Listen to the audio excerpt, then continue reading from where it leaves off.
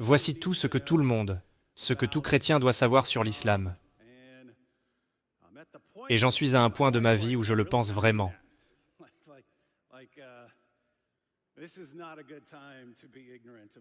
Ce n'est pas le moment d'être ignorant de ce que l'islam enseigne. Tous les chrétiens n'ont pas besoin d'en savoir beaucoup sur l'islam. Mais je dirais que certains éléments de base doivent être connus de tous les chrétiens. Parce que j'ai constaté que certains chrétiens sont plutôt réticents à l'idée d'apprendre quoi que ce soit sur l'islam. J'ai fait une vidéo intitulée « 3 versets du Coran que tout chrétien devrait connaître ». Et il y a une raison à cela. Il y a une raison pour laquelle les chrétiens devraient connaître ces 2 ou 3 choses, n'est-ce pas? L'islam vient après le christianisme, et il a beaucoup d'arguments contre le christianisme. C'est comme une sorte de système qui attaque le christianisme. Ainsi, tout musulman grandit en apprenant ce qu'est l'islam. Il apprend certaines critiques contre le christianisme. Il me semble qu'il serait très utile pour les chrétiens de savoir ce que les musulmans pensent du christianisme quand ils auront des interactions avec des musulmans. Il me semble évident que vous voulez savoir quelles questions pourraient être soulevées lors d'une discussion, ou ce que les musulmans pensent de vous. La plupart des chrétiens sont d'accord quand je poste quelque chose comme ça. Ils regardent et disent « Eh, vous savez, c'était utile ». Mais il y a une minorité de chrétiens qui disent « Non, je n'ai pas besoin de savoir. J'ai quelque chose de supérieur, je n'ai pas besoin de connaître cette religion. » Et ce que j'entends, c'est comme si nous sommes censés cultiver une atmosphère d'ignorance sur l'islam. Et c'est très, très dangereux. Parce que, juste pour être clair, vous pouvez avoir un ami musulman qui peut être la personne la plus gentille, la plus amicale, la plus honnête au monde. Beaucoup de ceux qui prêchent l'islam, les gars de la dawa, prospèrent dans une atmosphère d'ignorance. Ils iront dans une région et découvriront tout ce que vous aimez, tout ce qui est prisé dans votre région. Et ils vous diront que l'islam est la source de cette chose, ou que Mohammed était le champion de cette chose. Ainsi, s'ils se rendent dans une région où les gens croient en l'importance des droits de la femme, le message de l'islam deviendra « Mohammed était un champion des droits de la femme. Il est à peu près le plus grand féministe qui ait jamais vécu. » Vous riez, j'en suis ravi. Mais il y a une époque où les gens n'en riaient pas, parce qu'ils n'en savaient pas beaucoup. C'est donc une bonne chose que de telles affirmations commencent à devenir de la connaissance basique. Ce sont des affirmations auxquelles j'ai eu à beaucoup faire face, il y a 10, 12 ou 15 ans. Ou si les musulmans, si les prédicateurs musulmans se rendent dans une région comme l'Occident, où en général la science est valorisée, ils diront « Le Coran est un chef-d'œuvre scientifique. Il est rempli de connaissances scientifiques qui n'auraient pas pu être vérifiées à l'époque de Mohammed et qui ne le sont qu'aujourd'hui. Et cela secoue l'esprit des scientifiques, à quel point le Coran peut être aussi précis. » Si vous ne savez pas ce que dit réellement le Coran et à quel point cela est absurde, mais devinez quoi? Les gens se convertissent sur cette base. Les gens se convertissent quand ils entendent cela. Et personne dans leur entourage n'est en mesure de les corriger sur cela. La propagation de l'islam dans la communauté afro-américaine dans les années 1960.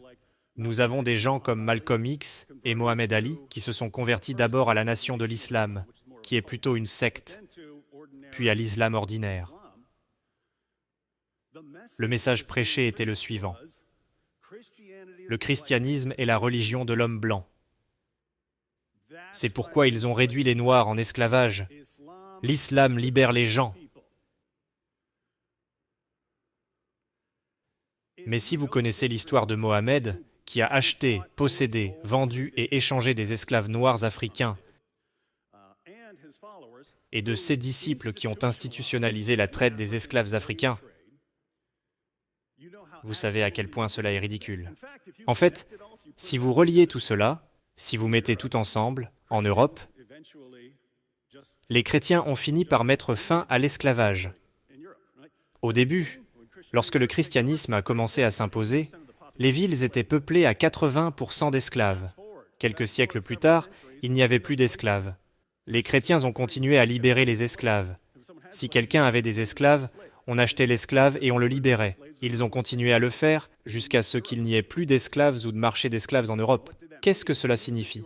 Cela signifie que si vous commencez quelque chose ailleurs, sur d'autres lieux, par exemple dans le Nouveau Monde, et que vous voulez une source de main-d'œuvre bon marché, et que vous devez vous procurer des esclaves, où iriez-vous? Vous ne pouvez plus aller en Europe. On ne peut plus les obtenir en Europe. Il faut donc aller ailleurs. Où le commerce des esclaves était-il florissant? En Afrique. Pourquoi? Pas à cause du christianisme. Et donc, si personne ne sait comment répondre à cela, parce qu'il ne faut pas oublier que dans les années 1960, personne n'était en mesure de répondre. Ils savaient que les recueils de hadiths n'avaient même pas été traduits. Personne ne savait que Mohammed avait acheté, possédé, vendu et échangé des esclaves noirs africains. Personne n'était en mesure de répondre. Personne ne pouvait donc les corriger. Cela permettait à cette religion de se répandre dans une atmosphère d'ignorance. On ne peut pas vraiment les blâmer. Ils n'avaient pas les sources à l'époque. Mais aujourd'hui, les sources sont partout autour de nous. N'importe qui, quiconque peut aller sur Amazon et acheter les sources, s'il le veut. Quiconque peut simplement aller sur Internet et trouver les sources. Quelle est l'excuse aujourd'hui? Et donc de trouver que pour certains chrétiens, l'ignorance serait comme une sorte de vertu. Je ne sais pas comment cela se produit, mais je ne suis pas d'accord. Et si vous êtes ici, je suppose que vous n'êtes pas d'accord non plus. Je dirais donc que oui, nous sommes arrivés à un moment de l'histoire où les chrétiens doivent comprendre de quoi il s'agit. Et cela enlève, dans le monde dans lequel nous vivons aujourd'hui, l'atout le plus puissant de l'islam. Mais il y a encore beaucoup de gens qui ne savent pas à quoi ils ont affaire. Si cela change, ils auront perdu leur arme la plus puissante.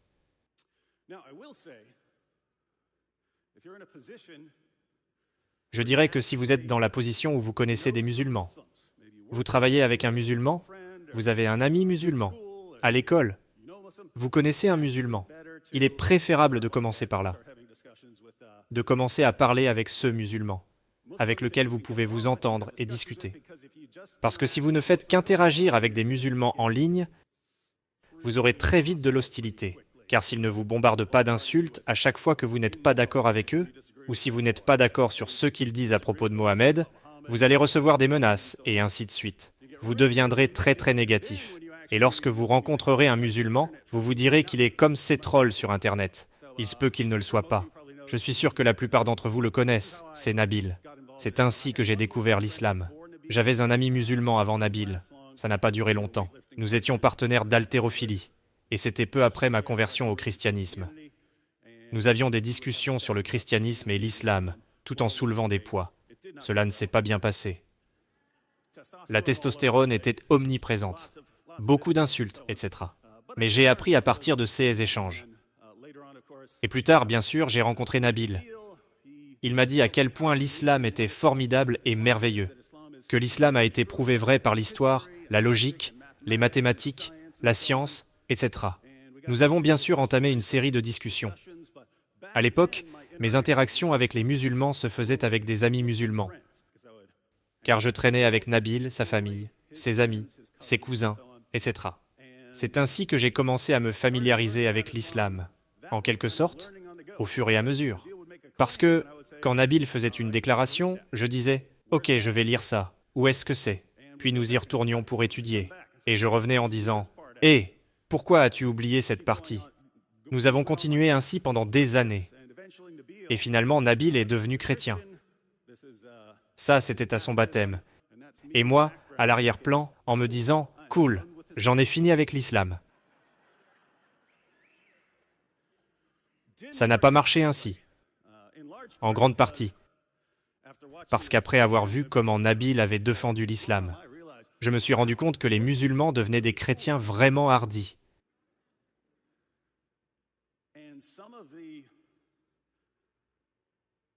Et certains des aspects les plus troublants de l'islam, qui met des obstacles aux musulmans pour comprendre ou d'accepter l'évangile, c'est qu'à l'inverse, cela aide les musulmans à devenir des chrétiens sincères, vraiment hardi. En d'autres termes, les musulmans sont enseignés, dès leur naissance, que le pire péché que l'on puisse commettre est le shirk, le péché qui consiste à associer un partenaire à Allah. Et devinez quoi? Cela inclut le fait d'appeler Jésus Seigneur. Ainsi, dans l'islam, le pire péché possible, l'aller sans retour pour l'enfer, est de dire que Jésus est Seigneur. Dans l'islam, la punition pour l'apostasie, le fait de quitter l'islam, est la mort. Idéalement, dans l'islam, d'un point de vue islamique, cette peine est censée être appliquée dans un État islamique, ce qui explique qu'il n'est pas trop appliqué ici en Occident. Mais à mesure que l'islam se répand, cela reste dans la tête du musulman, que si je quitte l'islam, quelqu'un viendra peut-être appliquer la peine prévue par Mohammed. Ou tout au moins, le musulman comprend que s'il quitte l'islam, s'il devient athée, chrétien ou autre, c'est tout leur cadre social qui va s'effondrer. On entend généralement de la part des ex-musulmans qu'après qu'ils aient informé leur famille qu'ils ont quitté l'islam, c'est que soit la famille leur dit « va-t'en ». Parfois, il y a une période pendant laquelle ils essaient de les reconvertir. Il peut s'agir de quelques jours, d'une année ou de quelque chose comme ça, où ils essaient de convaincre la personne de revenir à l'islam. Mais en fin de compte, c'est soit « reste loin de nous », ne reviens pas ici tant que tu n'es pas redevenu musulman. Ou bien c'est un environnement très tendu à partir de ce moment-là.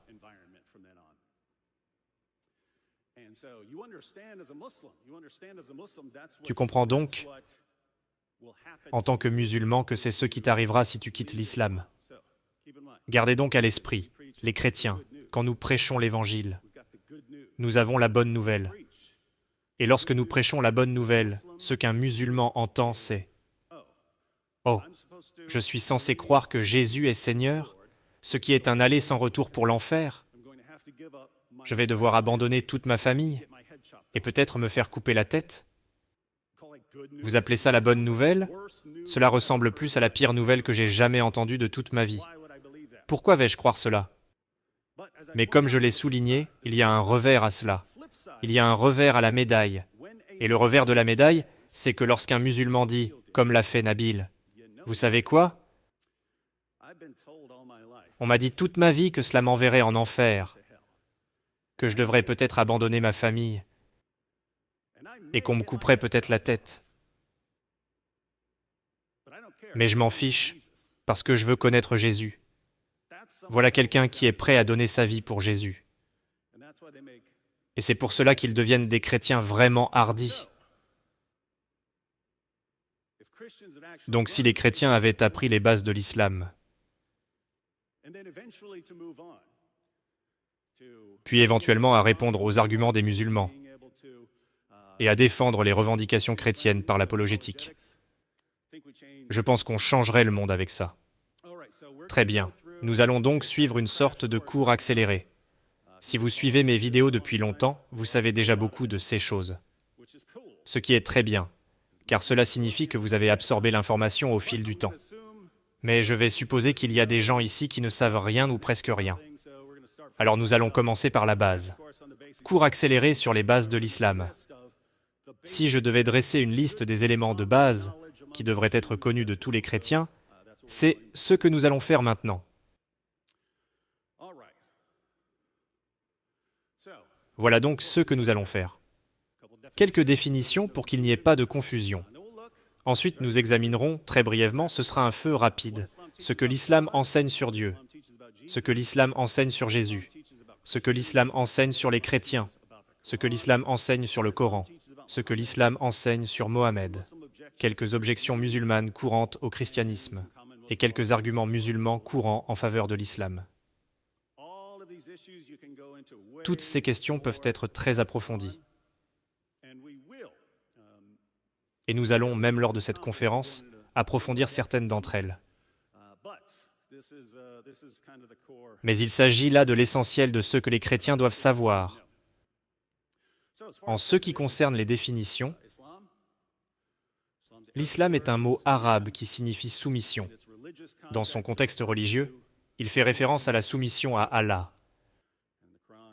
Le Coran explique un peu comment on se soumet à Allah. On se soumet à Allah en obéissant à ce qu'Allah dit dans le Coran et en obéissant à Mohammed. Vous devez obéir à Mohammed. C'est une exigence. Tu dois aussi obéir aux commandements de Mohammed. Voilà donc la soumission selon l'islam. C'est la religion. Un musulman c'est un mot apparenté, quelqu'un qui se soumet. Il s'agit donc d'une personne. Et s'il s'agit d'une femme, c'est une musulmane. Mais un musulman est une personne qui se soumet. Donc une personne qui se soumet à Allah, en suivant Allah et Mohammed. Allah est en fait le mot arabe pour Dieu. Il s'agit apparemment d'une contraction de l'article al ou el et de ilah mis ensemble. C'est ainsi que ce mot est devenu un mot courant pour désigner un Dieu monothéiste. Certains chrétiens arabes appellent Dieu Allah. Et puis il y a Mohammed. Il est le prophète de l'islam. Allah est donc le Dieu, la divinité. Et Mohammed est le messager ou le prophète. C'est lui qui reçoit la révélation et la transmet. En ce qui concerne le cadre temporel, Mohammed naît vers 570 après Jésus-Christ. Pendant les 40 premières années, il vit comme marchand de caravanes, se marie, etc. Mais vers 610, il commence à recevoir ce qu'il croit être des révélations. Pendant les 22 ou 23 années qui suivent, il reçoit des révélations. Il les transmet à ses disciples. Il meurt vers 632 après Jésus-Christ. Le Coran est un mot arabe qui signifie récitation. Le Coran est censé être quelque chose que l'on récite. Mais le Coran n'est pas vraiment comme la Bible. Il est censé être la parole directe d'Allah. Voici un Coran. En fait, il s'agit d'un Coran en anglais et en arabe, avec des commentaires. Remarquez que ce n'est pas très énorme. Le Coran fait environ 2/3 de la taille du Nouveau Testament. Il est donc plus court que le Nouveau Testament. Il est donc supposé être la parole directe d'Allah, où il est supposé que Mohammed n'y a rien ajouté. En gros, il est comme le facteur. Il reçoit le message et le transmet. Il n'insère pas ses propres idées dans le message, en ce qui concerne l'enseignement de l'islam. Mais le Coran dit aussi que les musulmans doivent obéir à toutes les décisions de Mohammed, et que Mohammed est le parfait modèle de conduite pour les musulmans. Les musulmans doivent donc aller en dehors du Coran pour trouver les décisions de Mohammed et pour voir ce que Mohammed a fait dans diverses situations. C'est pourquoi les gens se tournent vers ceux que l'on appelle les hadiths.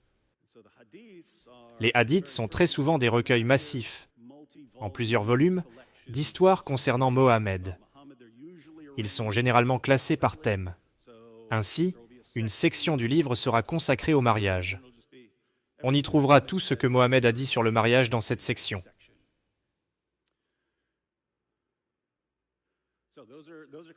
Ce sont là les bases nécessaires pour comprendre les discussions sur l'islam. Maintenant, ce que l'islam enseigne sur Dieu. Vous n'avez pas besoin de toutes ces références. Si vous voyez quelque chose qui vous intéresse particulièrement, vous pouvez noter ces références. Mais il s'agit surtout de comprendre où nous avons des points communs et où nous sommes en désaccord. Si je mentionne une référence qui me semble particulièrement importante, je vous le dirai. Et c'est une bonne référence. Il serait bon de la connaître. Donc selon l'islam, Allah est tout-puissant. Allah est omniscient et sage. Allah est juste et miséricordieux.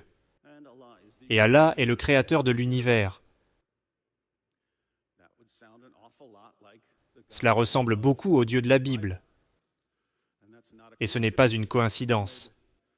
Mohammed connaissait, à son époque, ce que les Juifs et les chrétiens croyaient. Et très tôt, enfin, il a toujours cru qu'il était dans la lignée des prophètes de la Bible. Au début, il pensait que les Juifs, les chrétiens et les musulmans s'uniraient ensemble contre le polythéisme. Il a passé les 12 premières années à la Mecque. Et pendant cette période, il a prêché. Il n'y avait pas de tribu juive là-bas, pendant cette période où il prêchait. Les Juifs ont la Torah. Je suis mentionné dans la Torah. Mohammed croyait qu'il était clairement mentionné dans la Torah, avec la description complète de lui, en tant que prophète arabe, qui se lèverait en Arabie. Il croyait qu'il était dans la Torah, et pendant des années, il a dit à ses disciples, « Quand nous arriverons dans une région où il y a beaucoup de Juifs, les Juifs vous diront qu'ils savent qui je suis. » C'est ainsi qu'il a prêché pendant des années à la Mecque, en disant que les Juifs le confirmeraient en tant que prophète. Il a fini par s'installer à Médine, où il y avait 3 tribus juives, et celles-ci se sont vraiment moquées de lui à travers la ville, lorsqu'il a prétendu être un prophète. C'était très problématique. Je ne saurais trop insister à quel point ce fut problématique. Il avait passé des années à dire « Ce sont eux qui font autorité. Ils sont l'autorité en matière de Torah. Ils connaissent les Écritures. Et c'est pourquoi, puisque leurs Écritures te font référence à moi de façon répétée, et me décrivent comme le prophète arabe qui se lèvera, quand j'arriverai là-bas, vous verrez à quel point ils vont m'accepter rapidement en tant que prophète. » Ils y sont arrivés. Les Juifs le rejetèrent en tant que prophète. Mais Mohammed a continué de croire et était convaincu que la Torah contenait toutes des prophéties claires à son sujet. Qu'est-ce que cela signifie? Si la Torah serait remplie de prophéties claires concernant un prophète arabe appelé Mohammed, qui va se présenter, et que se passe-t-il? Il le rejette. Qu'est-ce que cela signifie pour Mohammed? Eh bien, si c'est aussi clair, et qu'il le rejette quand il le voit, cela signifie simplement qu'ils sont de mauvais menteurs. Vous voyez donc pourquoi la position de Mohammed concernant les Juifs, qu'il pensait au départ qu'ils seraient ses alliés, changeait jusqu'à ce que les Juifs deviennent vraiment mauvais, au point qu'ils doivent être soumis et réduits au silence. Et finalement, dans les hadiths, on trouve Mohammed dire que la fin n'arrivera pas, le jugement dernier ne viendra pas, tant que vous n'aurez pas combattu les Juifs, au point qu'ils se cachent derrière des rochers et des arbres, et que les rochers et les arbres crient « Il y a un Juif derrière moi, venez le tuer ». Et l'objectif avant le jugement est d'exterminer les Juifs. Pourquoi? Parce qu'ils l'ont rejeté, et c'était une grande honte. À l'époque, il s'est donc dit que les musulmans et les chrétiens allaient s'unir contre les Juifs et les polythéistes. Puis, bien sûr, il a rencontré des chrétiens qui l'ont également rejeté, et c'est devenu les musulmans contre tout le monde. Mohammed s'est beaucoup inspiré de la conception judéo-chrétienne de Dieu, ce qui explique les nombreuses similitudes. Il y a aussi des différences par rapport à ce que croient les chrétiens. Selon l'islam, Allah n'est pas une trinité. D'ailleurs, il serait bon de se familiariser avec ces références. Allah n'est pas une trinité. C'est la sourate 5, versets 116 à 117. Ce passage est en fait humoristique, parce que c'est la seule fois où Allah tente d'expliquer ce qu'est la Trinité. Et cette Trinité, c'est Allah, Jésus et Marie, des êtres séparés qui travaillent ensemble. Avez-vous déjà entendu quelqu'un croire que c'est ça la doctrine de la Trinité? Très bien.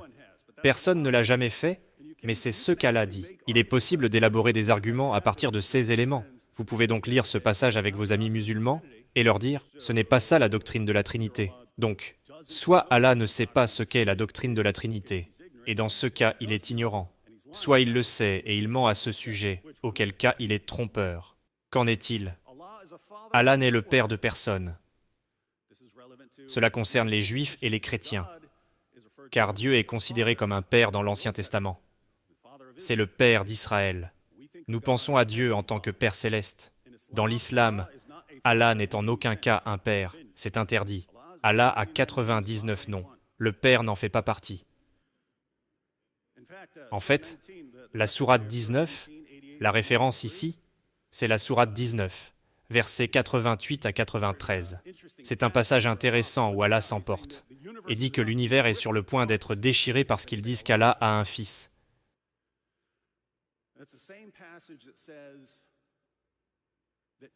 C'est le même passage qui dit que personne ne viendra à Allah autrement qu'en tant qu'un esclave. La relation la plus élevée que vous puissiez avoir avec Allah est une relation d'esclave à maître. Il n'y a pas d'autre relation. Et bien sûr, dans la sourate 3, verset 32, Allah n'aime pas les incroyants. Si tu rejettes Mohammed, si tu refuses de croire en Mohammed, Allah dit spécifiquement, il n'a pas d'amour pour toi. De nombreux passages du Coran parlent de toutes les personnes qu'Allah n'aime pas. Il n'aime pas les orgueilleux, il n'aime pas les vantards, il n'aime pas les malfaiteurs, toutes sortes de personnes.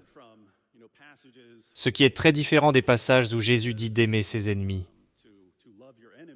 Il dit spécifiquement, afin que vous soyez comme votre Père dans les cieux.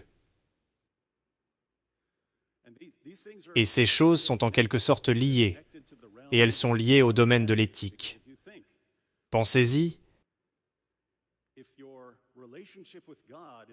si votre relation avec Dieu est décrite comme une relation entre un enfant et son Père dans les cieux, nous savons que dans les relations humaines, un parent aime automatiquement son enfant. À moins qu'il n'y ait un problème avec lui, un parent aime automatiquement son enfant. L'enfant n'a pas à mériter cet amour. Tout commence par l'amour du parent pour son enfant. Personne n'aime automatiquement un esclave. Il se peut que quelqu'un finisse par aimer un esclave. Si l'esclave est vraiment bon, il peut dire « j'aime cet esclave ». Mais on n'aime pas automatiquement un esclave. On se retrouve donc avec des musulmans qui essaient de montrer qu'ils sont les meilleurs esclaves. Vous pouvez approcher Allah comme un très bon esclave, auquel cas il vous aimera, et il vous aimera dans cette situation. Ou vous pouvez être un esclave rebelle, mais en aucun cas vous n'êtes autre chose qu'un esclave d'Allah. Et ceci, bien sûr, est lié au fait qu'Allah n'aime pas les incroyants. Si tu nais en tant qu'esclave d'Allah, et que tu ne fais pas ce qu'il te dit de faire, pourquoi va-t-il t'aimer? Tu es un mauvais esclave. Ce que l'islam enseigne à propos de Jésus. Il y a des choses intéressantes ici.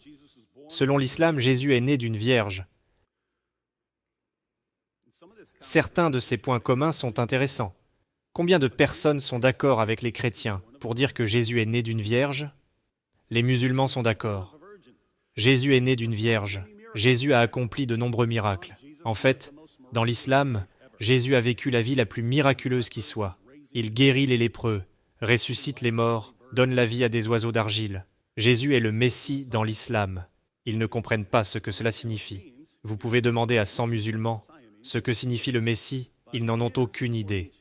Mais il est le Messie selon le Coran. Jésus est la parole d'Allah. Il est décrit comme la parole d'Allah. Ce point est intéressant, car Mohammed a apparemment entendu des chrétiens appeler Jésus la parole, et n'a pas compris que cela avait un rapport avec sa nature divine. Mohammed ne le savait pas, et il a donc pensé qu'il s'agissait d'un titre pour Jésus. D'autres personnes, d'autres prophètes ne sont pas appelés la parole d'Allah, mais seulement Jésus. Vous pouvez en fait aider vos amis musulmans à réfléchir à cela, parce que la parole d'Allah vient de l'intérieur d'Allah. Il la prononce. Contrairement à d'autres choses, si Allah veut créer quelque chose, il dit simplement que cela soit, et la chose apparaît. Mais Jésus est la parole d'Allah. Et bien sûr, le même verset dit que Jésus est un esprit d'Allah. Gardez à l'esprit que ce n'est pas parce que vous voyez ces choses dans la sourate 4, verset 171, que l'islam est d'accord avec le christianisme sur toutes sortes de choses. Ce même verset est rempli de dénonciations des croyances chrétiennes. Mais c'est intéressant, parce qu'il y a tous ces enseignements sur Jésus, y compris le fait qu'il est sans péché. Jésus est la seule personne à être sans péché dans le Coran. Dans le hadith, Mohammed dit que Satan touche tous les enfants qui naissent dans le monde, sauf Jésus. Il ne peut pas toucher Jésus. Jésus est donc unique à tous égards. Il y a donc un sujet de discussion intéressant, parce que quand les musulmans vous parlent, ils diront « Nous aimons Jésus ». Regardez toutes ces choses que l'islam enseigne à propos de Jésus. La question qui s'ensuit est assez facile à poser. Pourquoi Jésus est-il si différent, même dans l'islam? Toutes ces différences, Jésus né d'une vierge, Jésus vivant la vie la plus miraculeuse qui soit. Il est le Messie. Il est la parole d'Allah. Il est celui qui est sans péché, pas Mohammed. Il est dit à Mohammed de se repentir de ses péchés. Jésus est sans péché. Il est logique que Jésus soit si radicalement différent dans le christianisme. Pourquoi est-il si radicalement différent dans l'islam? Si ce n'est pas simplement parce que Mohammed a copié des choses qu'il ne comprenait pas. Toutes ces questions peuvent donc donner lieu à des conversations très intéressantes. Mais même si nous avons un terrain commun selon l'islam, Jésus n'est pas mort sur la croix. Je dois d'ailleurs ajouter une précision. Il y a des musulmans qui interprètent ce verset différemment. Il y a des musulmans, généralement des chiites ismaéliens, qui interprètent ce verset différemment. Mais la grande majorité des musulmans dans le monde aujourd'hui, et tout au long de l'histoire, ont cru que la sourate 4, verset 157, nie la mort de Jésus par crucifixion. Et bien sûr, puisqu'il n'est pas mort, le verset suivant dit qu'il n'est pas ressuscité des morts. Allah le reprend vivant. Il n'est donc pas mort. Il n'est donc pas ressuscité. Et bien sûr, il n'était pas divin. Je trouve ces choses fascinantes quand on pense à la Bible, qui nous met en garde contre les faux prophètes et les faux enseignants qui allaient venir. Il suffit de lire le livre des Actes des Apôtres. Jésus a passé des années avec ses disciples à les enseigner. Vous allez dans le livre des Actes des Apôtres, et vous voyez quel est le message à retenir lorsque ses disciples sont sortis et ont prêché. Ils sont allés prêcher encore et encore que Jésus est mort sur la croix pour les péchés, il est ressuscité d'entre les morts, et il est Seigneur. C'est ce qu'ils ont retenu.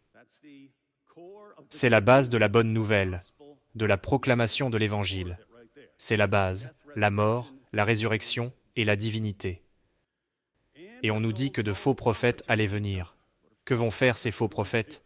Ils vont détourner les gens de ces principes. Quelques siècles plus tard, Mohammed arrive. Il dit « Eh, vous les chrétiens, vous croyez en Dieu? Moi aussi. Vous croyez que Dieu a envoyé des prophètes dans le monde? Moi aussi. Vous croyez que Dieu a révélé les Écritures? Moi aussi. Vous croyez que Jésus est né d'une vierge? Moi aussi. Vous croyez qu'il a vécu la vie la plus miraculeuse de l'histoire? Moi aussi. Vous croyez qu'il est sans péché? Moi aussi. Vous croyez qu'il est le Messie? Moi aussi. Vous croyez qu'il est la parole de Dieu? Moi aussi. En fait, il y a juste 3 petites choses sur lesquelles nous ne sommes pas d'accord. Il n'est pas mort sur la croix, il n'est pas ressuscité des morts, et il n'est pas le Seigneur. Si nous pouvions juste être d'accord sur ces points, nous pourrions aller de l'avant. La réponse chrétienne a donc dû être « Mon Dieu, c'est lui ». C'est l'ultime faux prophète.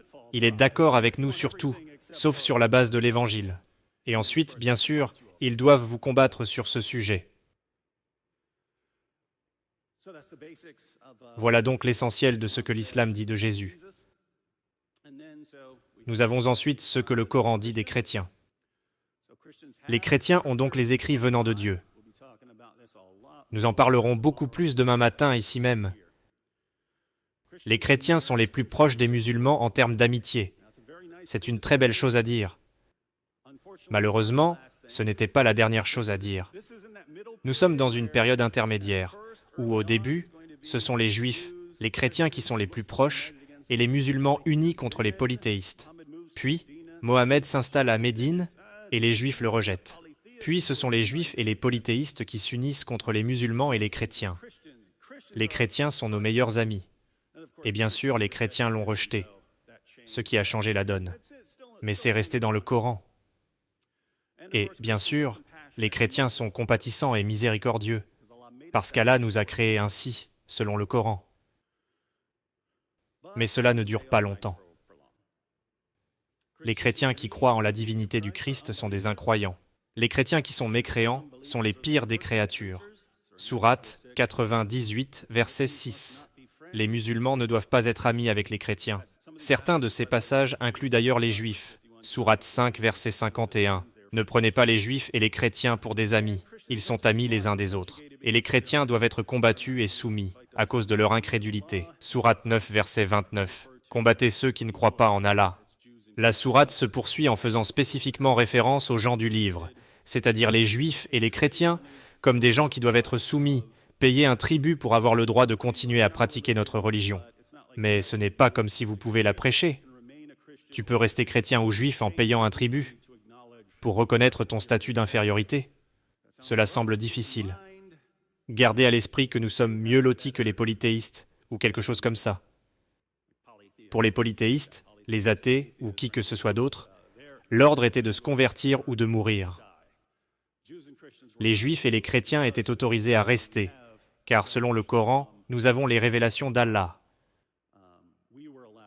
Nous pouvions continuer à être juifs et chrétiens, à condition de reconnaître notre statut inférieur et que nous acceptions de payer un tribut. Ce que l'islam enseigne à propos du Coran. Encore une fois, voici le Coran, ce petit livre juste ici. Le Coran serait d'une excellence littéraire inégalée. C'est ce qu'affirme le Coran, à maintes et maintes reprises. Vous avez des musulmans qui utilisent divers arguments pour l'islam. Parmi les arguments que le Coran utilise, c'est l'un des plus courants. Le Coran ne cesse de répéter que son excellence littéraire ne peut être surpassée, et que c'est la preuve qu'il vient d'Allah. Le Coran est exempt d'erreurs et de contradictions. Et Allah protège le Coran de la falsification. C'est ainsi que les musulmans interprètent la sourate 15, verset 9. Je ne suis pas entièrement convaincu que c'est ce que dit le verset, mais c'est l'interprétation courante. Ce que l'islam enseigne sur Mohammed. Mohammed est le parfait modèle de conduite des musulmans. Sourate 33, verset 21 du Coran. C'est un verset qui peut s'avérer utile à certains moments. Mohammed est donc présenté comme le parfait modèle de conduite. Le Coran dit que Mohammed est un excellent modèle de conduite, que les gens doivent suivre. Cela devient exceptionnellement problématique lorsque l'on lit les hadiths et que l'on passe en revue certaines choses que Mohammed a fait. Mohammed est le sceau des prophètes. Leur compréhension de ce que cela signifiait a évolué au fil du temps. Et aujourd'hui, les musulmans pensent que cela signifie que Mohammed est le dernier des prophètes. Dans l'islam, l'image que l'on obtient en lisant le Coran est qu'Allah a envoyé des prophètes dans toutes les parties du monde. Et les derniers à recevoir la révélation sont les Arabes. Une fois que les Arabes ont eu leur prophète parlant leur langue, alors tout s'est terminé. Tout le monde a eu son prophète. Bien sûr, les prophètes précédents ont parlé de Mohammed. La Torah et l'Évangile sont donc censés contenir des prophéties sur Mohammed. Les Juifs et les chrétiens étaient donc censés reconnaître Mohammed à l'époque où ils l'ont rencontré. Même aujourd'hui, en lisant nos Écritures, nous sommes censés trouver des informations sur Mohammed. Quelqu'un se souvient-il d'avoir lu un verset sur Mohammed dans sa Bible? Certains d'entre vous diront oui quand Jésus a dit de se méfier des faux prophètes ou quelque chose comme ça, mais ce n'est pas de ça qu'il parle. Des descriptions de Mohammed sont censées figurer dans la Bible. Quelles sont les objections les plus courantes des musulmans à l'égard du christianisme? Toujours. Et toujours, je trouve des chrétiens qui ne s'intéressent jamais à l'islam, parce qu'ils pensent que les musulmans vont avoir 487 objections différentes contre le christianisme. Et ils pensent qu'il n'y a aucun moyen d'être préparé à toutes ces différentes objections contre le christianisme que le musulman va avoir. C'est idiot, car les musulmans n'ont pas 487 objections. Ils ont toujours les mêmes 5 à 7 objections encore et encore. Il y aura différentes formes d'objections, mais ce sont les mêmes objections qui reviennent sans cesse. Voici donc les plus courantes. Ce sont les plus courantes. Si vous avez discuté avec des musulmans, vous les avez entendus à maintes reprises. Vous n'avez pas entendu grand-chose à part ça, parce que ce sont les choses qui reviennent sans cesse. La Bible a été falsifiée. C'est ce dont nous parlerons demain matin, à la session de 9 heures. Voici donc les objections musulmanes au christianisme que vous entendrez dans 98 à 99% des cas. La Bible a été falsifiée. On ne peut pas faire confiance à la Bible. La Trinité n'a pas de sens. Elle prête à confusion. Comment cela peut-il être vrai?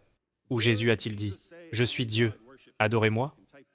Vous pouvez taper cette phrase sur YouTube et vous trouverez une vidéo qui dit exactement cela. Il y a quelques années, quelqu'un, je ne sais même pas qui, s'est mis à former tous les musulmans à demander aux chrétiens « Où Jésus a-t-il dit « Je suis Dieu, adorez-moi » » En ces termes, pas d'autres mots. J'ai donc répondu à cette question. Mais les musulmans ont été formés à poser cette question. Comment Dieu peut-il mourir ? Vous les chrétiens, vous croyez que Jésus est Dieu. Et vous croyez que Jésus est mort sur la croix ? Vous croyez donc que Dieu est mort sur la croix ? Comment cela se fait-il ? Comment cela peut-il avoir un sens ? Vous devez donc probablement comprendre la doctrine de la Trinité et de l'incarnation pour pouvoir l'expliquer. Comment Dieu peut-il punir une personne pour les péchés d'une autre personne ? Pendant qu'on y est, si vous avez vu des réponses à ces questions et des débats, vous savez à quel point il est facile de répondre à certaines de ces questions. En fait, certaines de ces questions, si vous apprenez à y répondre, elles laissent la porte grande ouverte à l'Évangile. Le fait qu'ils soulèvent une objection devient une occasion de leur montrer qu'ils ne savent pas de quoi ils parlent dans l'islam. Ils ne comprennent pas ce que dit le christianisme. Et cela mène directement au message de l'Évangile. Vous pouvez choisir l'un d'entre eux. C'est toujours la même chose. La question, comment Dieu peut-il punir une personne pour les péchés d'une autre personne ? Les musulmans la posent. Cela n'a aucun sens, c'est horrible, c'est injuste. Et ils pensent à des versets du Coran comme la sourate 6, verset 164, qui dit « Aucun porteur de fardeau ne portera le fardeau d'un autre. » Il s'agit du fardeau du péché. Aucun porteur de fardeau ne portera le fardeau d'un autre. Personne ne portera le fardeau du péché de quelqu'un d'autre, selon la façon dont ils interprètent ces versets. Et il y a beaucoup d'autres versets qui disent exactement la même chose. Mais réfléchissez à la façon dont ils en parlent. Vous pouvez aller beaucoup plus loin dans le détail. Si vous comprenez comment répondre à certains de ces versets, si un musulman en parle, ce qui arrivera presque inévitablement. Il est inévitable que certaines de ces questions soient soulevées. Toutes ces questions seront soulevées dans différents contextes, par différentes personnes. Comment Dieu peut-il punir une personne pour les péchés d'une autre ? C'est mal, c'est méchant, c'est injuste. Et ils compareront cela en disant, c'est comme dire, tu as assassiné 10 personnes, pas de problème. Je vais aller tuer ce bébé pour toi. Et puis c'est bon, ça n'a aucun sens. Vous pouvez donc passer par là, encore une fois. Surtout si vous êtes familier avec certaines de ces questions. Mais vous avez, même dans le Coran, il est dit « Aucun fardeau. Personne ne peut porter le fardeau d'un autre. » Mais d'autres passages disent que les gens paieront pour ce que d'autres ont fait. Par exemple, le cas des faux enseignants. Si tu as égaré d'autres personnes ou quelque chose comme ça, il y a des cas où tu dois payer pour au moins une partie du fardeau de l'autre personne. On trouve donc des contradictions dans le Coran à ce sujet. C'est donc une question à soulever. Deuxièmement, Mohammed avait des disciples, dont certains avaient fait de très très mauvaises choses dans la vie. Et il a dit dans le hadith, Sahih Muslim, il y a plusieurs passages à ce sujet. Voici donc Mohammed. Il parle au nom d'Allah. Mohammed a dit, « Tu peux avoir des péchés aussi lourds qu'une montagne. Au moment du jugement, Allah va donner à la place de chaque musulman, un juif et un chrétien, et dira, « Ceci est ta rançon pour le feu de l'enfer. » Les anges déchargeront alors les montagnes de péché du musulman et les placeront sur les juifs et les chrétiens, qui paieront pour les péchés des musulmans en enfer. Tout ce que vous avez à faire, c'est de lire ce que Mohammed a dit. Sahih Muslim, 6665, 6666, 6667, 6668. Il est dit, Allah va punir les juifs et les chrétiens en enfer pour les péchés des musulmans. Qu'est-ce que tu disais, mon ami musulman? Que c'était méchant et immoral. Parce que tu viens de condamner Mohammed, je pense que tu es désormais un apostat. Mais ensuite, remarquez, même après cela, j'avais dit que ces choses peuvent mener directement à des présentations de l'Évangile. Faites-le remarquer. Dites, attends, d'après ce que tu as compris du Coran, tu viens de condamner ton propre prophète. On ne peut plus lui faire confiance. Mais réfléchissez à ce que dit réellement le verset. Ils pensent que cela signifie que personne ne peut porter le fardeau d'autrui. La citation exacte est la suivante. Aucun porteur de fardeau ne portera le fardeau d'un autre. En d'autres termes, aucune personne portant un fardeau de péché n'est en mesure de porter le fardeau de l'autre. Il est soumis à son propre jugement. Ils ne prendront pas sur eux les punitions des autres. À qui cela laisse la porte grande ouverte? À quelqu'un qui n'a pas de fardeau de péché. Et qui n'a pas de fardeau du péché? Pas seulement selon le christianisme, mais aussi selon l'islam. Jésus n'a pas de fardeau de péché. Que disais-tu? Que dis-tu à ce sujet? Nous n'avons pas de problème ici? Alors comment Dieu peut-il punir une personne pour les péchés d'une autre personne? Et si Jésus est mort pour vos péchés, pouvez-vous pécher autant que vous voulez? Il y a des réponses bibliques que vous pouvez donner à ce genre de questions. Voilà donc les objections musulmanes les plus courantes à l'encontre du christianisme. Vous n'avez pas à vous préoccuper de 487 objections différentes contre le christianisme. Vous avez la liste ici. Apprenez à y répondre. Vous pouvez apprendre à y répondre en quelques heures. Imaginez que les chrétiens en général se disent « Puisque nous savons exactement quelles objections vont être soulevées, pourquoi ne pas apprendre à y répondre ?»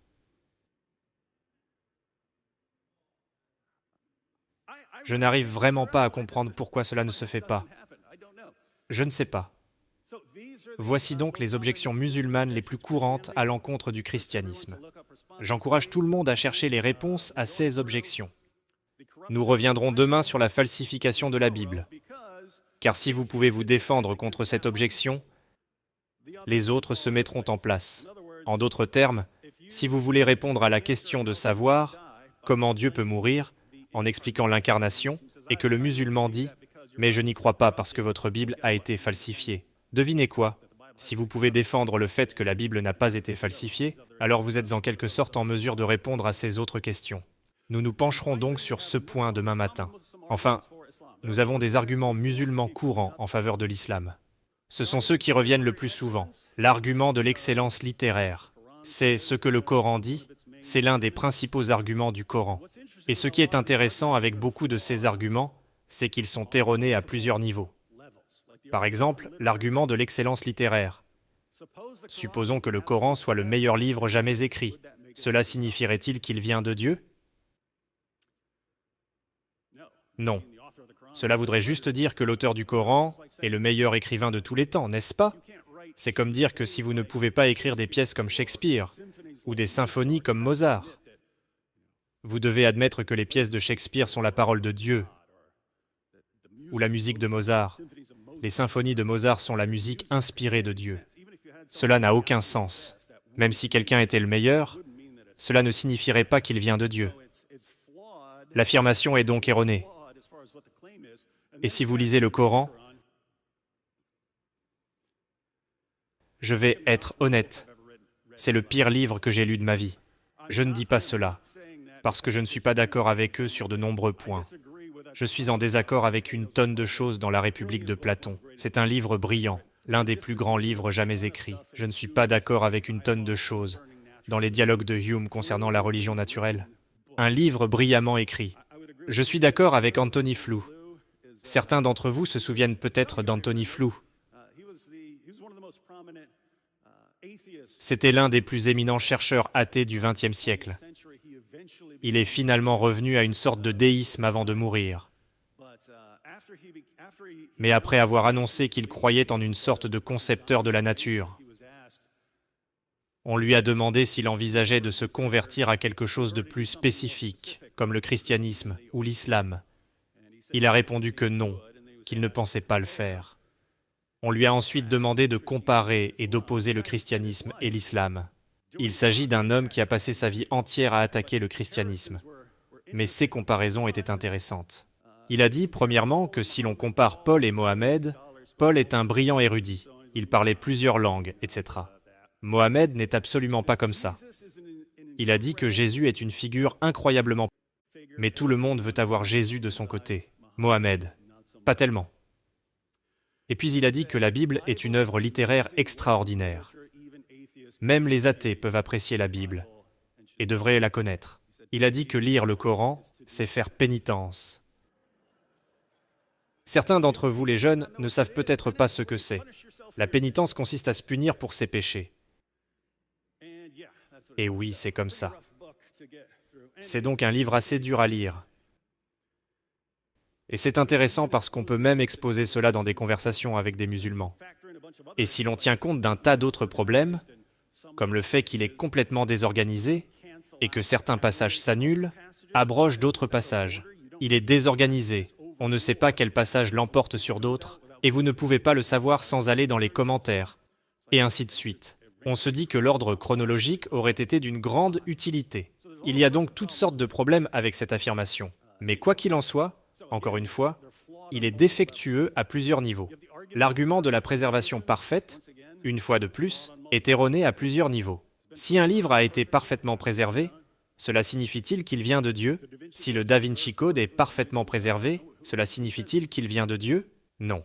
Mais si l'on parcourt l'histoire du Coran, on s'aperçoit que des chapitres entiers ont été perdus, parce que les gens étaient trop paresseux pour les réciter. Les premiers musulmans n'arrivaient même pas à se mettre d'accord sur les chapitres qui devaient figurer dans le Coran. Le compagnon de Mohammed, Ibn Masoud, affirmait qu'il devait y avoir 111 chapitres. Son compagnon, Ubay ben Kab, en comptait 116. Le Coran que nous avons aujourd'hui compte 114 chapitres. Des chapitres ont été perdus, parce que les seules personnes qui les avaient mémorisés, avant que le Coran ne soit sous forme de livre, sont mortes au combat. Des versets ont été mangés par un mouton. Vous pouvez le vérifier. Sunan ibn Majah, c'est le hadith 1944. Il y a des versets qui sont censés s'y trouver, et Aïcha a dit qu'elle en avait la seule copie. Et après la mort de Mohammed, un mouton est venu et a mangé la seule copie. Cela n'est plus dans le Coran. D'où tenez-vous donc la parfaite préservation? Cela n'a pas de sens. C'est pourquoi j'ai dit que les arguments de l'islam ne fonctionnent que dans une atmosphère d'ignorance. Il y a aussi l'argument de l'exactitude scientifique. Le Coran serait rempli de toutes ces affirmations scientifiques. Oui, bien sûr, quand le Coran affirme que le soleil se couche dans une mare boueuse à l'ouest, le Coran affirme que les étoiles sont des missiles qu'Allah utilise pour tirer sur les démons, qui tentent de se faufiler au ciel et d'entendre ses messages. Le Coran affirme que le sperme se forme entre la colonne vertébrale et les côtes.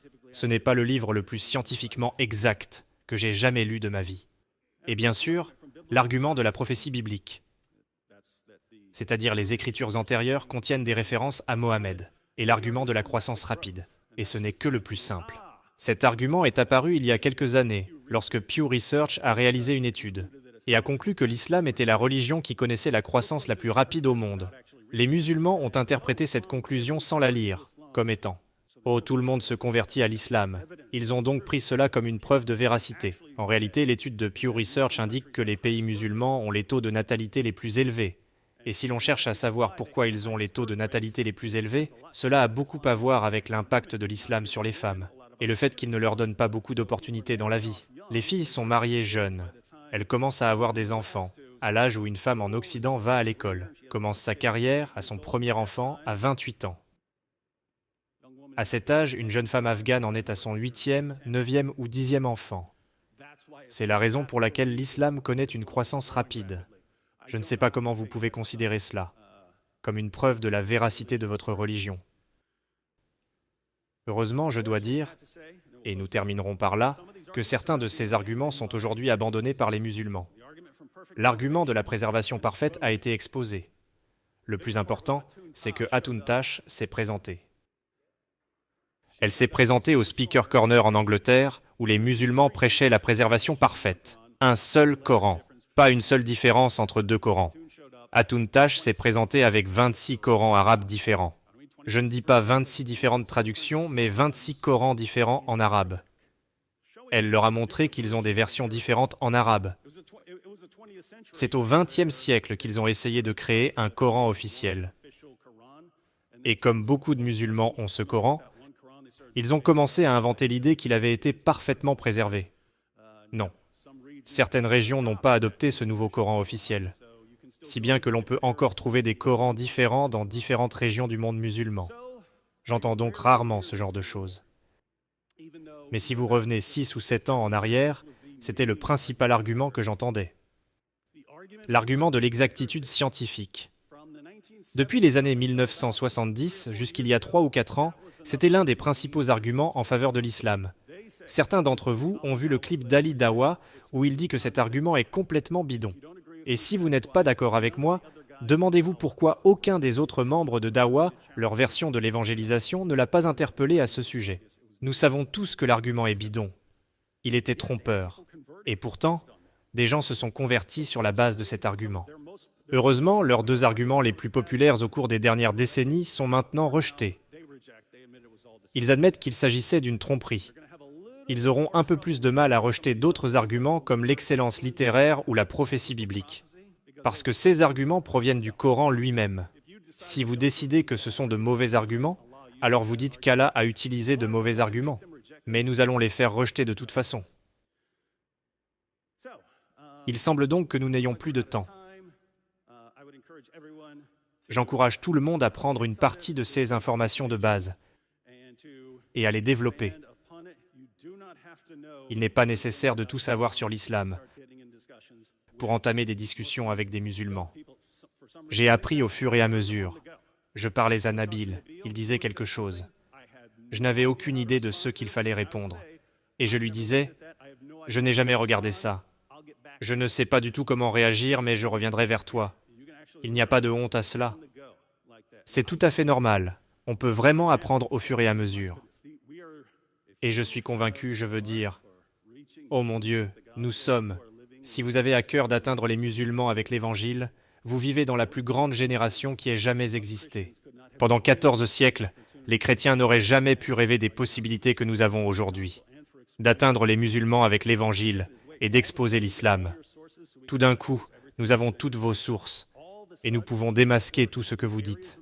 Tout d'un coup, des gens qui se trouvaient dans des régions du monde musulman, où ils ont été tenus à l'écart de tout pendant 14 siècles, tout d'un coup, nous avons accès à n'importe qui dans le monde, qui dispose d'une connexion Internet.